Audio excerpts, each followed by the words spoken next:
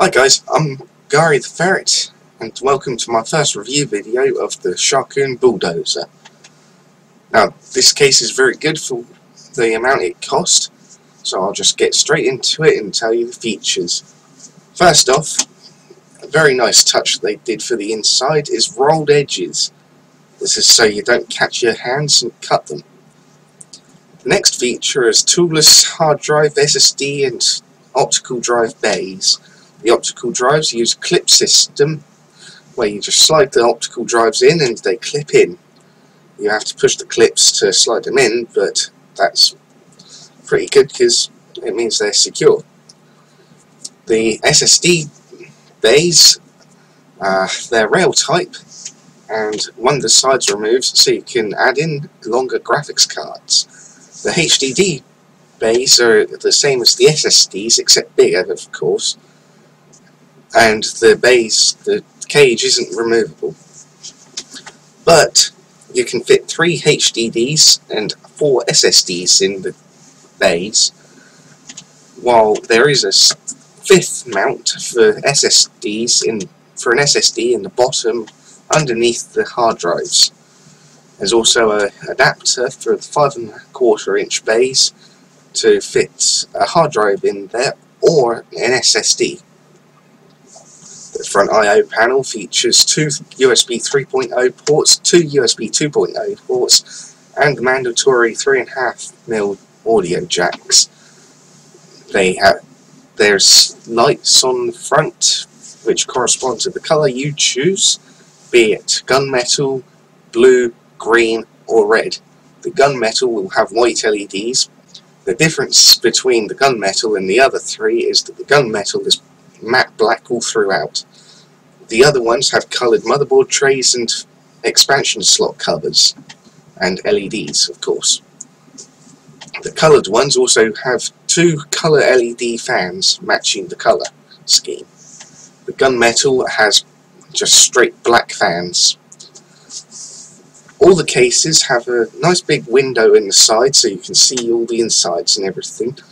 The fan inlets and outlets have dust covers except for the rear fan mount for some strange reason, but there are 6 fan mounts in total in the case. 2 in the front, up to 2 in the top, 1 in the back and 1 in the bottom. In the top you can fit either 2 120mm fans, 2 140mm or 1 180mm.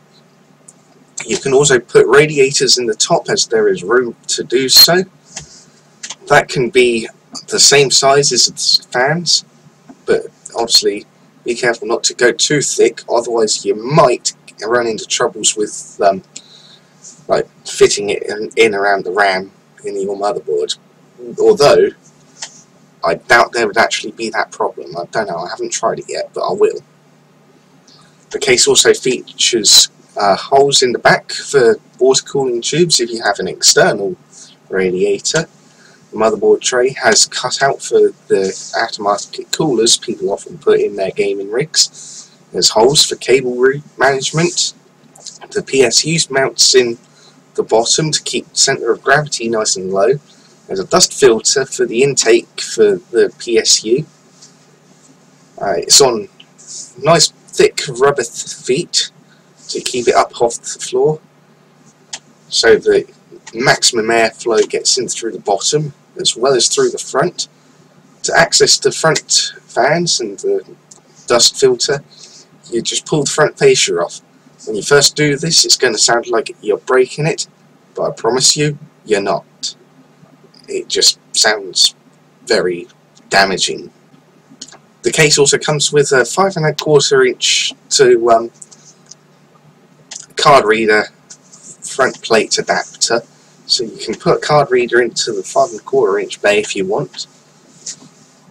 The front USB 3.0 has the standard 3.0 header plug, or if you don't have a 3.0 header on the motherboard, you can plug it has a separate plug for plugging it into the USB 2.0 headers if you've got a spare one.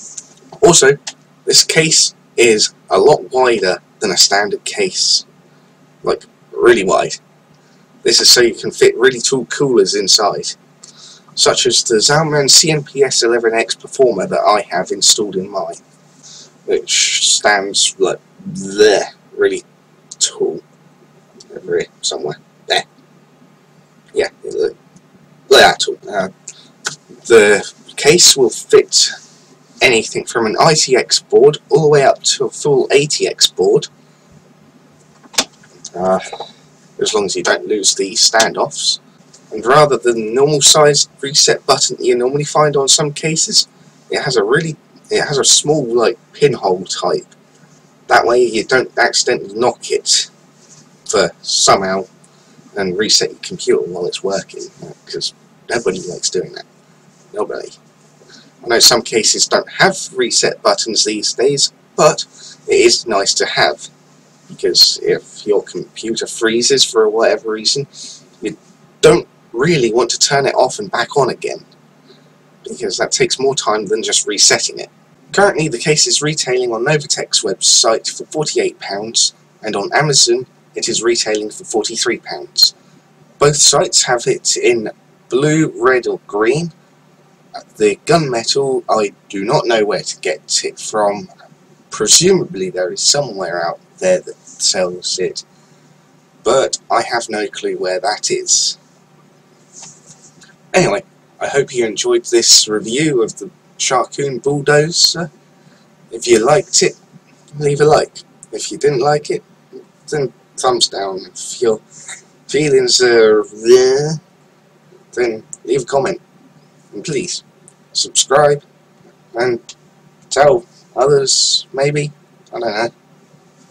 Anyway, thanks for watching, and I'll see you next time.